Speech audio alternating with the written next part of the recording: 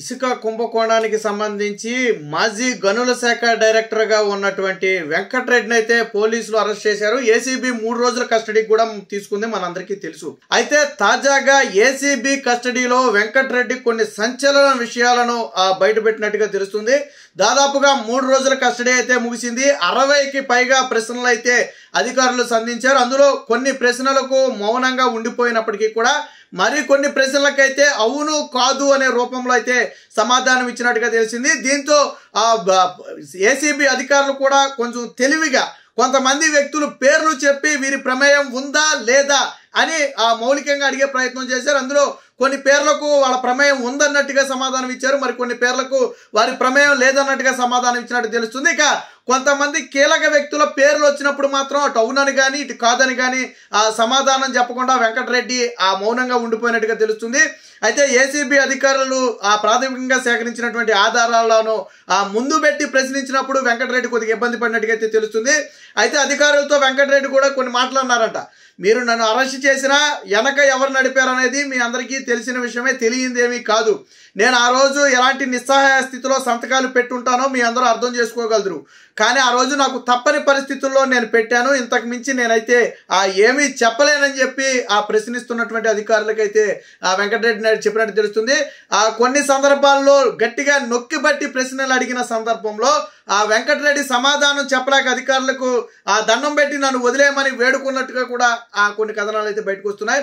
మొత్తంగా వెంకటరెడ్డి ఇచ్చినటువంటి సూచనల ఆధారంగా వారు ఎవరు ప్రాథమికంగా ఇందులో ఇన్వాల్వ్ అయ్యారు అనే దాని మీద ఏసీబీ అధికారులకైతే ఒక స్పష్టత వచ్చినట్టుగా చెప్తున్నారు. అందులో కొంతమంది ప్రభుత్వ అధికారుల పాత్ర ఉంది, అలాగే మరి కొంతమంది కీలక నేతల పాత్ర కూడా ఉన్నట్టుగా ఏసీబీ అధికారులు అయితే మౌలికంగా గుర్తించారు. ఇప్పటికే దీనికి సంబంధించి కొంత సమాచారాన్ని చైన్ రూపంలో ఎక్కడెక్కడ లింకులు ఉన్నాయనేది ఆల్రెడీ ఏసీబీ అధికారులు రెడీ చేసి పెట్టుకున్నారు.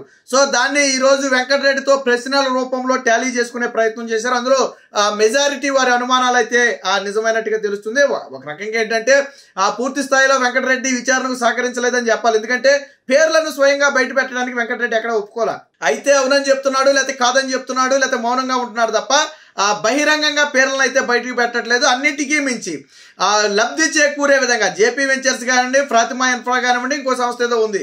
సో వీటన్నిటికీ లబ్ధి చేకూర్చే విధంగా అతి తక్కువ ధరలకు ఇవ్వటమే కాకుండా ప్రతి 15 రోజులకు రావాల్సిన బిల్లులను నెలల తరబడి పెండింగ్ పెట్టినా ఎందుకు వారి మీద చర్యలు తీసుకోలేదు, ఎందుకు వారి కాంట్రాక్టును రద్దు చేయలేదని ప్రశ్నించినారు. అలాగే దాదాపుగా 2600 కోట్ల రూపాయలు నష్టం రాష్ట్ర ఖజానాకు నష్టం వచ్చింది, ఆ మొత్తాన్ని దోచుకున్నట్టుగా ప్రాథమికంగా గుర్తించారు.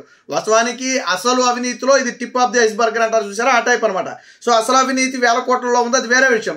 2600 కోట్లు ప్రాథమికంగా నిర్ధారించారు. అన్నిటికీ మించి 850 కోట్ల రూపాయలు బకాయిలు పడినటువంటి జేపీ వెంచర్స్కి నాన్ అబ్జెక్షన్ సర్టిఫికేట్ ఇవ్వటం పట్ల కూడా పోలీసులు అయితే గట్టిగా ప్రశ్నించారు.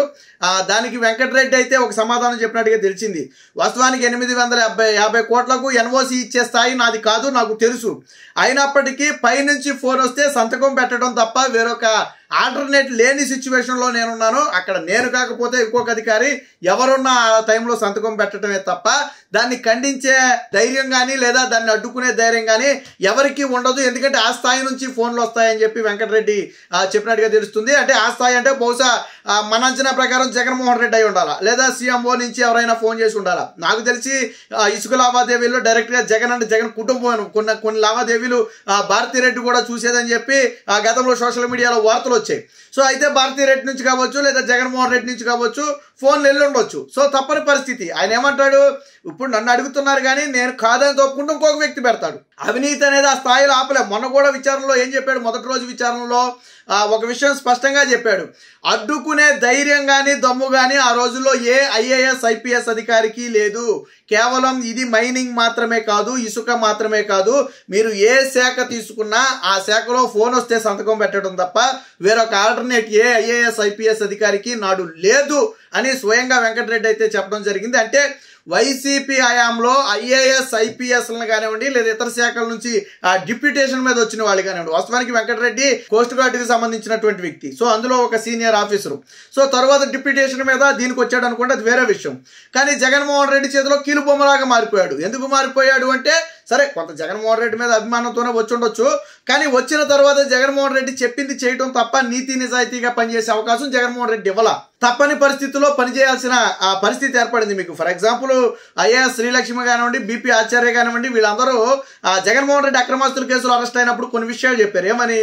ఆ రోజుల్లో రాజశేఖర రెడ్డి సంతకం పెట్టమంటే, ఒక ముఖ్యమంత్రి సంతకం పెట్టమంటే మేమేం చేస్తాం, పెట్టామని చెప్పారు. సరే, అప్పటికే రాజశేఖర రెడ్డి తర్వాత చనిపోయడం కంటే వేరే విషయం. కాబట్టి అంటే ఒక ముఖ్యమంత్రి స్థాయి వ్యక్తి పెట్టమంటే చేసేదే ఉండదు. ఆ రోజు రాజశేఖర రెడ్డి ముఖ్యమంత్రి, ఈ రోజు స్వయంగా జగన్మోహన్ రెడ్డి ముఖ్యమంత్రి. అందులో జగన్మోహన్ రెడ్డిని కాదనే పరిస్థితి ఏ అధికారికి లేదని చెప్పి స్వయంగా వెంకటరెడ్డి వాళ్ళే చెప్తున్నారు. నా గురించే కాదు, నేను అందరి గురించి మాట్లాడుతున్నాను. ఐఏఎస్ ఐపీఎస్ కూడా జగన్మోహన్ రెడ్డిని ఎదిరించే పరిస్థితి లేదని చెప్పి స్వయంగా వెంకటరెడ్డే చెప్తున్నాడు. అంటే అంత దారుణమైన పరిస్థితులు ఉన్నాయి. మొత్తంగా ఏసీబీ అధికారులు ఈ 3 రోజుల్లో 60 ప్రశ్నలు సంధించి కొన్ని కీలక ప్రశ్నలకైతే సమాధానం అయితే రాబట్టినట్టుగా తెలుస్తుంది. వారికి అనుమానం ఉన్నటువంటి వ్యక్తుల పేర్లను వెంకటరెడ్డి ముందు ప్రస్తావించి వారి పాత్ర ఉందా లేదా అనేది ముందు క్లారిఫై చేసుకున్నారు.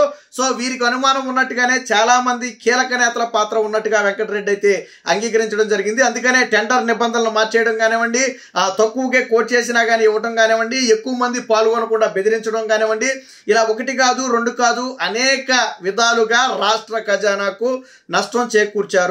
సో దీని వెనక కర్త కర్మ నేను కేవలం పాత్రధారిని మాత్రమే, అసలు సూత్రధారులు వేరే ఉన్నారని చెప్పి వెంకటరెడ్డి మొదటి రోజే చెప్పాడు. ఇందులో కేవలం చెప్పింది చేయటం వరకే నా పని, కానీ చెప్పిన వ్యక్తులు వేరే ఉన్నారు, చెప్పిన వ్యక్తుల స్థాయి వేరే ఉంది. ఆ టైంలో నేను చేయటం తప్ప నాకు వేరే ఆప్షన్ లేదు. కానీ ఈరోజు నేను బలిపశువునిగా మారారు, వారందరూ కూడా తప్పించుకుంటున్నారని చెప్పి కొంత ఆవేదన అయితే వ్యక్తం చేశారు. 3 రోజుల కస్టడీలో దాదాపుగా మౌనంగా ఉన్నప్పటికీ కూడా మౌనం అర్ధాంగీకారం అంటారు. అలాగే కొన్ని పేర్లు చెప్పినప్పుడు అటు అవునని కానీ ఇటు కాదని కానీ చెప్పలేదు. అంటే చెప్పలేదు అంటే ఖచ్చితంగా అది అవుననే అర్థం. ఖచ్చితంగా 100% అవుననే ఉంటుంది. కాదు అంటే ఈజీగా చెప్పొచ్చు, బట్ అవుననేదే మనం ఈజీగా చెప్పలేం. ఫర్ ఎగ్జాంపుల్ జగన్మోహన్ రెడ్డి పాత్ర ఉందని ఏసీబీ అధికారులు అడిగారు అనుకోండి, ఉంది అని డైరెక్ట్ చెప్పలేడు, భయం. సో దానికి మౌనంగా ఉండొచ్చు. లేదా భారతీరెడ్డి పాత్ర ఉందని అడిగాడు అనుకోండి, చెప్పలేకపోవచ్చు. అలాగే సజ్జల రామకృష్ణారెడ్డి పాత్ర ఉందన్నారు అనుకోండి, గొప్పకుని చెప్పలేకపోవచ్చు. అలాంటి పెద్ద పెద్ద వ్యక్తుల పేరు చెప్పలేకపోవచ్చు.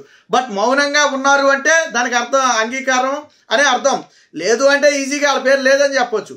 అసలు ఎంత ఇసుక జగన్మోహన్ రెడ్డి హయాంలో జరిగిన అతిపెద్ద స్కామ్లో ఇసుక స్కామ్ ఒకటి, లిక్కర్ స్కామ్ ఒకటి. So liquor scam Vasudeva Reddy already అది విచారణ సాగుతుంది. మరో పక్క ఇసుక స్కామ్ మీద వెంకటరెడ్డిని విచారణ చేస్తున్నారు. ఏది ఏమైనా వెంకటరెడ్డి ఇచ్చినటువంటి విచారణలో ఇచ్చినటువంటి కొంత సమాచారం కానివ్వండి, లేదా సిఐడి ఏసీబీ అధికారులకు ఉన్నటువంటి కొన్ని అనుమానాలను అయితే నివృత్తి చేసుకున్నట్టుగా తెలుస్తుంది. దీని ద్వారా మరికొంతమందిని ఈ కేసులో విచారించడానికి అవకాశం ఏర్పడిందని చెప్పి ఆఫ్ ద రికార్డ్ కొంతమంది అధికారులు కూడా చెప్తున్నారు. మొత్తంగా ఇసుక అక్రమ రవాణాకు సంబంధించి కానివ్వండి, లేదా ఇసుక స్కామ్కు సంబంధించి కానివ్వండి, భారీ అవినీతి జరిగిందనేది వాస్తవం. వెంకటరెడ్డి కూడా అవినీతి జరిగిందనే ఒప్పుకుంటున్నాడు తప్ప మా హయాంలో ఎటువంటి అవినీతి జరగలేదు, ఏ విచారణకైనా సిద్ధమని వెంకటరెడ్డి చెప్పటం లేదు. మాకు అవినీతిలో పాత్ర లేదని వెంకటరెడ్డి చెప్పటం లేదు. ఏమని చెప్తున్నాడు? ఆ రోజు మేము సంతకం తప్పనిసరిగా పెట్టాల్సిన పరిస్థితి వచ్చింది, కాదు అనే ధైర్యం కానీ దమ్ము కానీ మా దగ్గర లేదు కాబట్టి మేము సంతకాలు పెట్టామని చెప్పి స్వయంగా చెప్తున్నాడు. మొత్తంగా ఈ వెంకటరెడ్డి ఇచ్చిన సమాచారంతో ఇసుక స్కామ్లో జగన్మోహన్ రెడ్డికి మరింత బలంగా ఉచ్చు బిగుసుకుందనేది అర్థమవుతుంది.